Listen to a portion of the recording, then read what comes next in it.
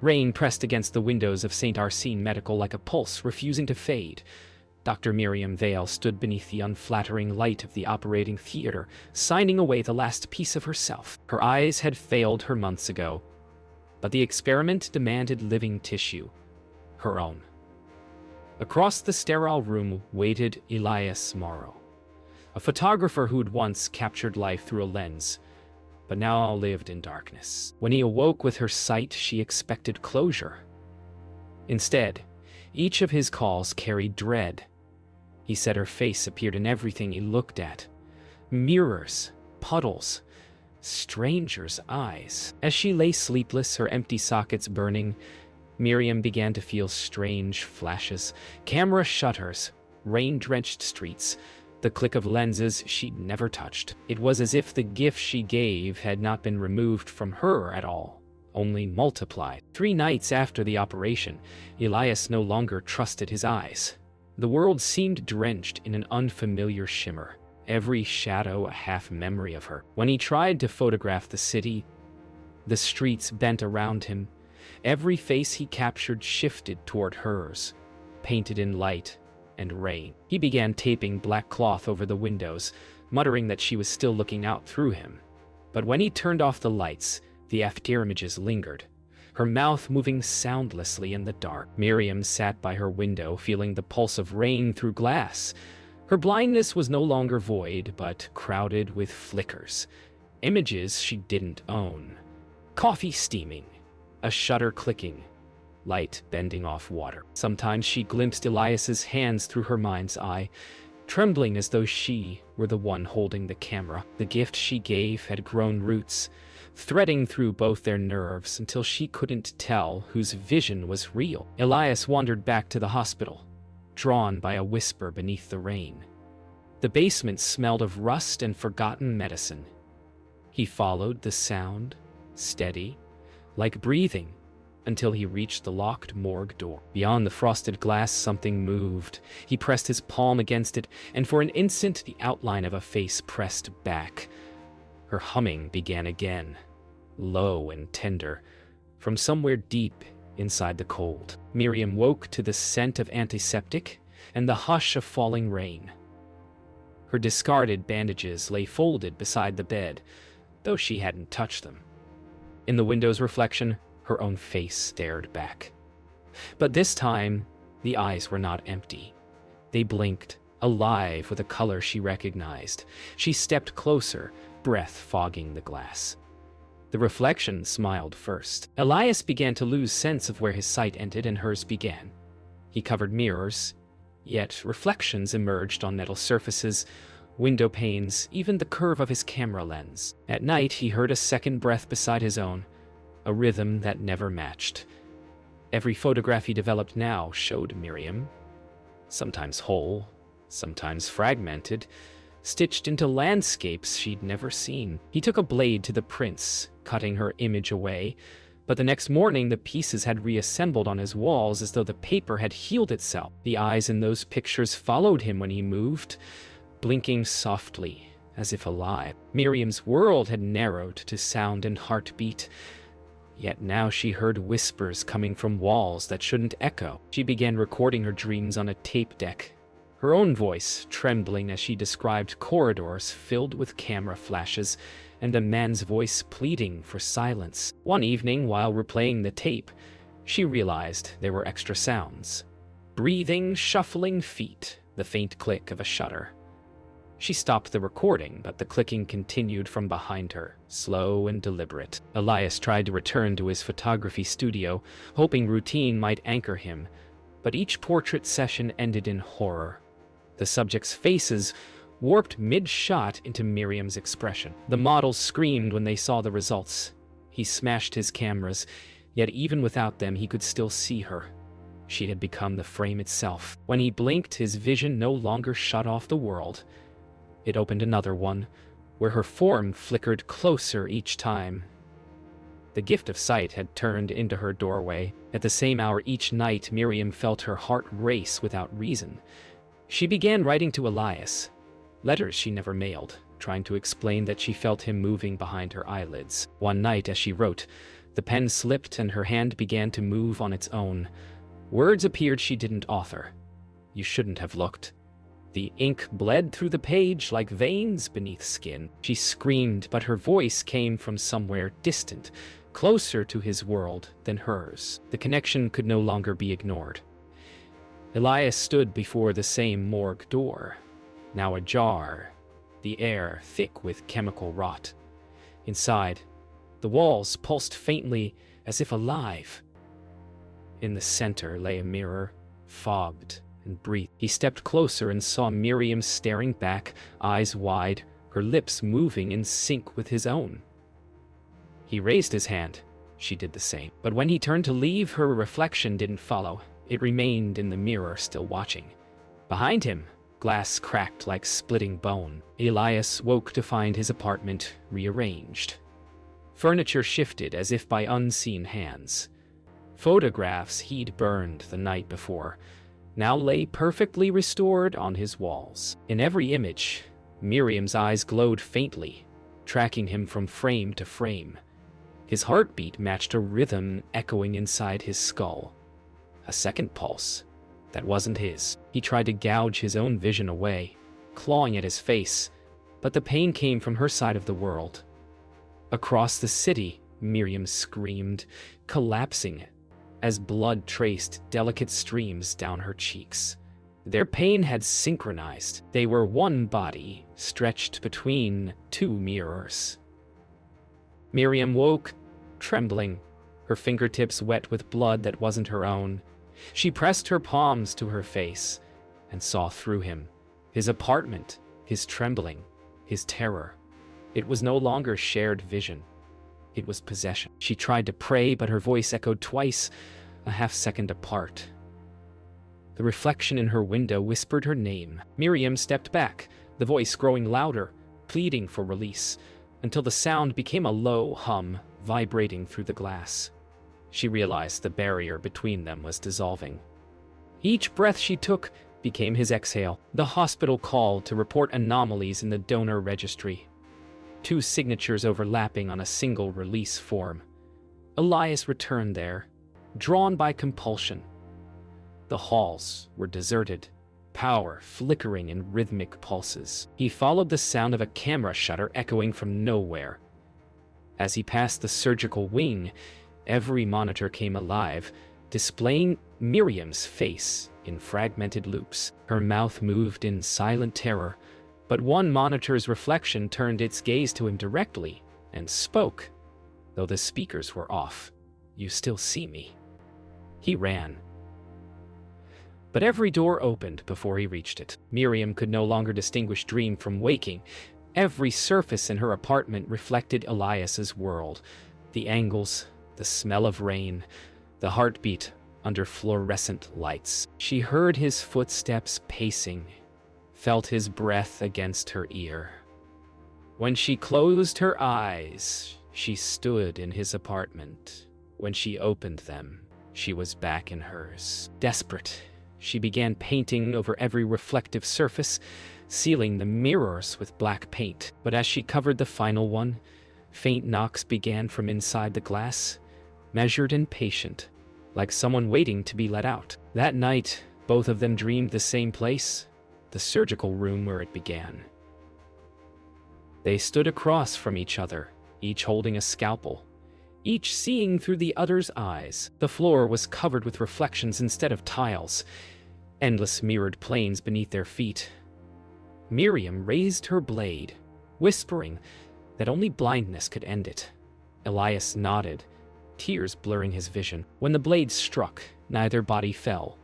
Instead, the reflections shattered, raining fragments that each held their faces in miniature. As the shards dissolved into darkness, both opened their eyes in unison and saw through nothing but each other. The morning after their shared dream, the city itself seemed altered. Elias walked through streets that flickered between his world and hers. One heartbeat real, the next reflect. Every window pane shimmered faintly with Miriam's outline.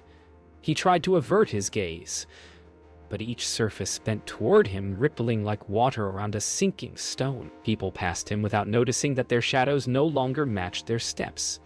When he blinked, the skyline twisted, collapsing into corridors of light and surgical steel. He was walking through her memory, and every street light hummed her name. Miriam awoke surrounded by photographs she had never taken. They covered every surface, her walls, her floor, her bed. Each captured a moment from Elias's life. Childhood snapshots, blurred street corners, half smiles under broken light. Yet in every frame she stood beside him, smiling as if she had always been there. Her hands trembled as she lifted one photograph. The image shifted subtly, her expression turning solemn, eyes moving to meet hers. "Stop looking," it whispered from the paper, though no mouth moved. Elias could no longer separate seeing from dreaming. As he walked through the city, reflections began to move independently. Cars passing twice, pedestrians walking backward. He saw Miriam on a building's mirrored facade, her hands pressed against the surface as though trapped inside. He reached toward her, and glass beneath his palm turned soft and warm. For one suspended moment, his reflection and hers aligned perfectly. The world held its breath. Then the mirror surface rippled, and his hand sank halfway through. In her apartment, Miriam felt the same pull. Her reflection began to breathe in rhythm with her heartbeat, mist forming on the inside of the glass. When she leaned closer, she saw Elias standing behind her in the reflection, though her room remained empty. His eyes flickered green and silver, veins of light crawling across his skin like cracks in a mirror. The room trembled, picture frames rattling on the walls. She whispered his name, and he answered through her reflection, voice breaking the thin line between glass and air. The moment of convergence came quietly. A storm rolled over the city, thunder shattering windows in a single pulse. Elias and Miriam, miles apart, both reached toward mirrors at the same instant. Lightning illuminated their faces in perfect symmetry.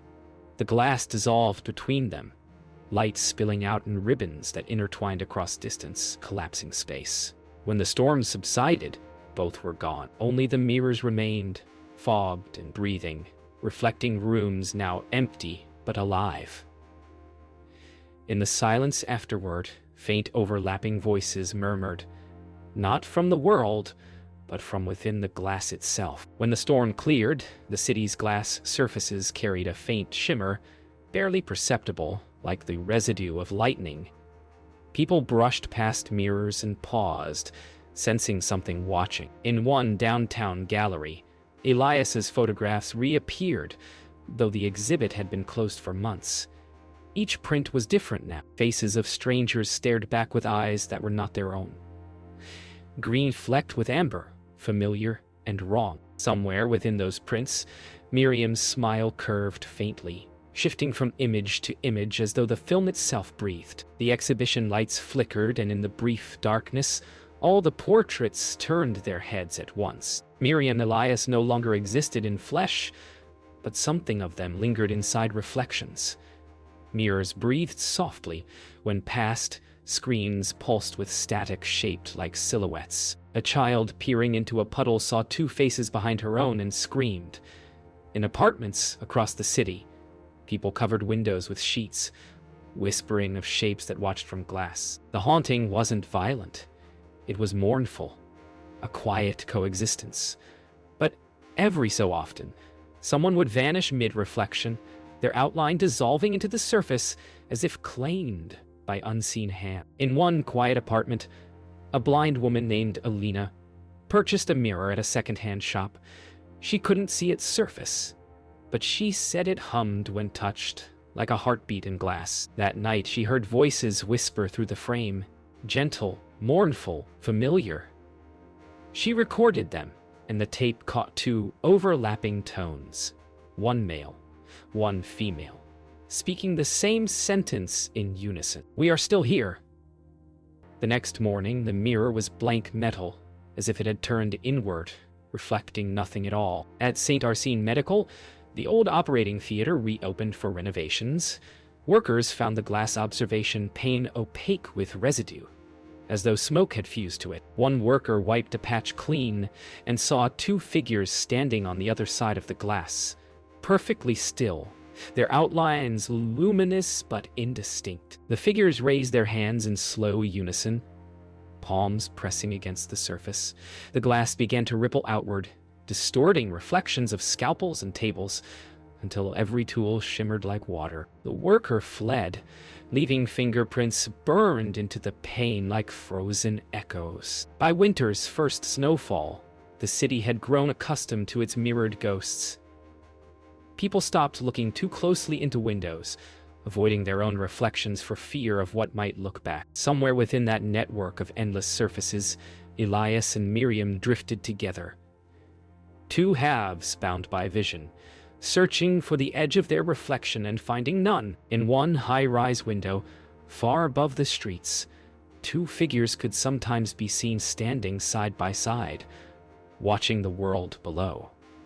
When lightning flashed, they disappeared, only to reappear in another pane, closer each time. By the time spring came, no reflection in the world was truly empty. Television screens flickered when switched off, showing faint silhouettes in static. Mirrors carried a weight, a pressure, as if something behind them wanted to breathe through. The phenomenon had no name.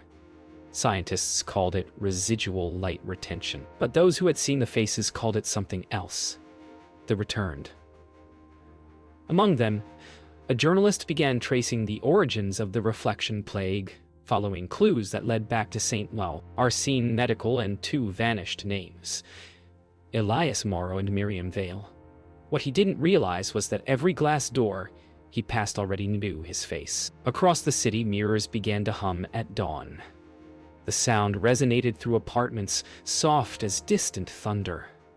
People found fingerprints on glass they hadn't touched, fog patterns shaped like breath. The journalist recorded the sound and slowed it down. It wasn't vibration but language, two voices woven into one, whispering a question.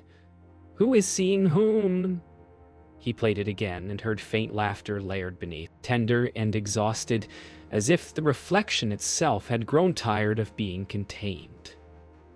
In abandoned buildings, reflections began appearing where no glass existed. On wet concrete, polished metal, still water. People saw fleeting shapes moving in sync with them, yet slightly delayed. The journalist ventured into the derelict wing of St. Arsene, following the hum that grew louder with each step. The air shimmered like heat, and where the morgue door had once been stood a perfect upright mirror, flawless, endless. He saw himself, then saw Miriam and Elias behind his reflection, their eyes open and calm.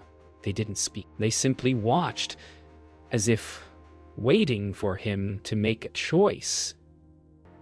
He lifted a trembling hand to the glass, whispering their names. The mirror's surface rippled, swallowing his reflection first, then his outline. He gasped as cold flooded his chest, feeling his pulse stretch and disperse into static. On the other side stood Elias, eyes clear and endless, reaching out as though greeting an old friend. Miriam placed her hand over his, and the hum became a chorus, thousands of voices echoing their memory. The journalist realized too late that the mirror wasn't a window. It was a door that never closed. That night, every reflective surface in the city flickered once and went dark. For a full minute, the world lost its reflections. Then, one by one, mirrors, windows, and screens reignited, not with copies of those who looked, but with new faces watching from within. Elias and Miriam had become part of something vaster. Their vision multiplied through every surface that caught light. The reflections no longer mirrored reality. They chose what to show. And in that moment, humanity saw itself through the eyes of the dead, realizing it had never been the observer, but the observed. Dawn broke without sunlight. The sky was clear, yet the world glowed with an unearthly illumination that seemed to come from within the air itself. Windows no longer reflected. Each pane revealed a different world. Parallel streets where the living and the mirrored moved in perfect silence. Elias and Miriam drifted through these planes like twin specters, their forms no longer bound to glass, but to the very act of seeing. They could feel every gaze, every flicker of self-awareness across millions of eyes. For the first time, they were not haunted. They were infinite, carried in the vision of every living thing. People began to forget what their own faces looked like. Reflections no longer returned their image, but shifted subtly each day. Eyes darker, mouths wider, hair slightly altered. Historians called it the mirror fate. Some wept at the loss of identity. Others claimed it was freedom from the self. In museums, the few surviving mirrors were sealed behind glass, treated as sacred relics, but at night, their surfaces moved, forming brief glimpses of Elias and Miriam, guardians, or perhaps keepers, of what humanity no longer dared to see. From within the mirrored dimension, Miriam watched how beauty returned to the world once people stopped recognizing themselves. No vanity, no comparison, only observation. She realized this was what her gift had become, not a curse, but a transformation. She turned to Elias, who stood beside her beneath a canopy of fractured light, and saw peace in his eyes for the first time. Together they reached outward, touching the border between dimensions. Their contact caused the barrier to dissolve entirely, flooding both worlds with shared sight. Every mirror on Earth vanished. They didn't shatter or melt. They simply ceased to exist, leaving behind bare walls and clean surfaces where once glass had been. But the reflections remained faint and ghost-like, hovering just beyond focus. People saw loved ones walking beside them, smiling gently before fading back into air. The world felt lighter, as if every surface had learned to breathe again. In dreams, they began to see flashes of Miriam and Elias, standing together in radiant calm, eyes unburdened, watching the horizon of a world that finally looked back. Years later, when children asked why mirrors were only stories, the elders spoke of two souls who gave their sight to the world. They said the gift was not to see, but to be seen, to be remembered beyond the flesh. Deep beneath the ruins of St. Arsene, where the experiment had first begun, the old operating theater still stood, its walls faintly polished from age. And when lightning struck the city once more, for the briefest instant, two faces appeared in the steel reflection, smiling, eyes open, at peace. Then the light faded, leaving only the echo of a gaze that had never truly ended.